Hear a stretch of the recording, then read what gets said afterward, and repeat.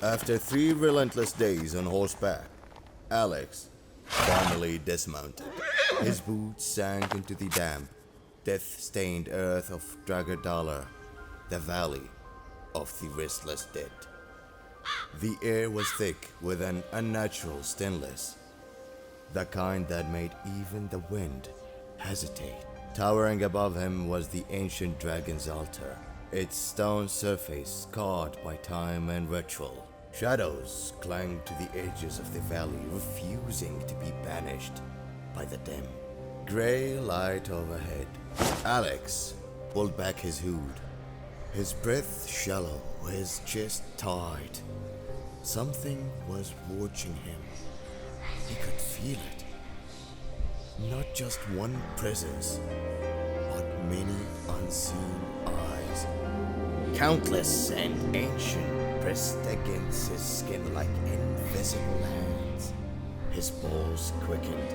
He took a careful step toward, the crunch of gravel beneath his boots echoing for louder than it should have. The weight of the valley poured down on him, as if the very land whispered warnings only the dead could understand. He exhaled, steadying himself before speaking the words that had brought him here.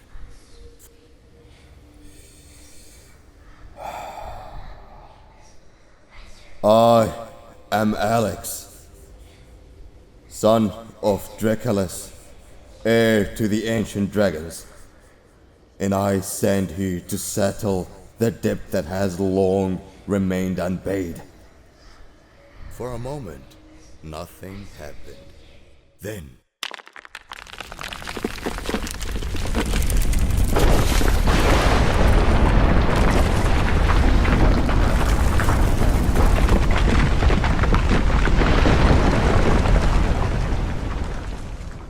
the ground trembled. A deep guttural groan rippled through the valley, as if the earth itself had just taken a breath. The altar's surface cracked, glowing veins of molten gold spreading like lightning through the stone. A force pulled at Alex's chest, as though something unseen was testing him, feeling the weight of his soul. Then, without warning, the sky split apart. A great gate forged of swirling darkness and violet flame materialized before him. It pulsed alive, its edges shifting and flickering like a wound in reality itself. The air grew dense, pressing against his ribs. And then a voice, hollow and resonant, rang from the abyss.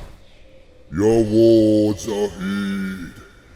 The gate is unsealed, yet no entry is guaranteed until a sign is revealed.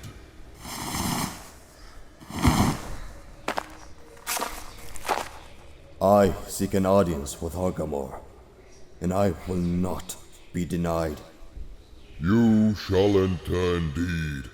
Alas, vision is a forbidden deed. Your eyes must be shut key. Alex's vision was stolen the moment he stepped through the gate. The world around him stretched and twisted, and he felt himself falling without falling. His body weightless, yet gripped by an unseen force. There was no ground, no air, only an endless descent through shifting nothingness. His breaths came quick, but there was no sound, no echo, no proof that he even existed in this void. Then he felt it, gravity reasserting itself, slamming into him like an unseen wave. His feet hit solid ground, though it didn't feel like stone or earth. It was something else, something shifting, as if the surface beneath him was alive. The silence broke. Whispers slithered through the air, voices overlapping in a language older than the stars. They weren't speaking to him. They were remembering him. A distant pulse, a heartbeat, but not his own. It was vast, ancient, surrounding him like a slow-moving tide. As his sight returned, Alex saw the great hall of all dimensions. He stood on an enormous floating platform, suspended over an abyss shifting colors. Deep green, flickering purple, streaks of silver that moved like veins of light in a vast cosmic ocean. He dared not look too long. The more he focused, the more it seemed to stare back at him. And then he saw it. The throne. It loomed impossibly large, as if reality itself bent to accommodate its presence. Upon it sat Hörgrmóðr. Even at this distance, the sheer magnitude of the being made Alex's stomach twist. He was not just looking at a dimensional ruler. He was looking at something that existed beyond dimensional rulers. Hörgrmóðr's form shifted in the flickering light. At one moment, he seemed draconic, great black horns curving toward the void. Then, humanoid, robed in flowing fabric woven from the night sky. His eyes burned with the same violet fire as the dimensional gate. Twin eclipses that saw everything and nothing at once. I have heard whispers of the son of the ancient dragons. Who dares to walk in this realm? For what purpose do you come? When he spoke, the air trembled. I have come to settle my father's debt. Once and for all. You killed Margotha. Incredible. Show me the sword then. Let me see the proof of your strength. There it is, his soul. Your debt has been paid. Oh, perfect. A most fit indeed. You have done us a great service. Now go. You are free. The mark no longer stains your heart. Wait. Where is your part of the deal? My part of the deal.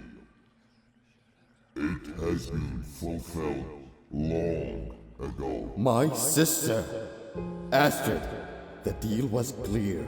I bring you Margotha's soul, and you return her to me. You dare negotiate. You were granted grace, and yet you are a whole year late. Be thankful, mortal, that I have not seen fit to let you suffer the same fate as your wretched father. A time grace was never spoken of. You killed her for a debt she had nothing to do with. You forced me to pay what you claim is my father's sin. But I did as you commanded. You courage mongrel. Your father was not a warrior, not a ruler, not even an ancient dragon worth remembering. Oh, he was a disgrace, an insult to our kind, a traitor who shamed his own bloodline. All for the sake of a pathetic, weak, human woman. Don't you dare. Don't you fucking dare speak of my mother. My father had enough of your lies, your hollow promises, your rotten, empty throne. So he lived. He abandoned you, twisted fool. He was a man of honor, more of a king than you could ever hope to be. You filthy. Your father was nothing but a wretched traitor. A disgrace to his kind. We should have wiped your filth from existence, eradicated your bloodline, purged the dimensional rulers, and cleansed the realms of your tales. Bring me back my sister! You want your sister so badly, Alex? Worry not. For that, I shall send you to her. To face your destiny. No!